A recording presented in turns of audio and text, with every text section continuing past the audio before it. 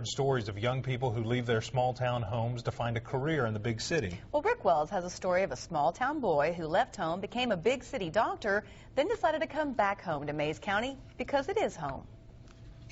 Yeah, with this gentleman, we're going to need to get an MRI of his left shoulder. Jason Joice is Pryor's first ever orthopedist, a bone and joint doctor. Came back home last summer and is getting really busy. How's that wing? David Greer had shoulder surgery back in November. Couldn't play golf anymore, his shoulder had gotten so bad, and he just didn't want to drive back and forth to Tulsa to get it taken care of. Didn't have to. So he did it here, and then I got to go home that night. And usually it's hard to get a new practice going, particularly a new specialty. So the Integris folks, they run the hospital, put a TV commercial together, and they're running it on local cable channels. Dr. Joice addresses all aspects of general orthopedics. There's no shortage of patients. Talked to some of my other friends in orthopedic practices in other places, and no one's gotten as busy as fast as I have.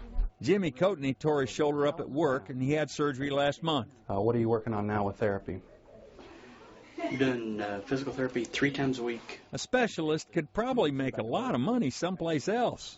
In fact, he was working in St. Louis, but he said it's not all about that.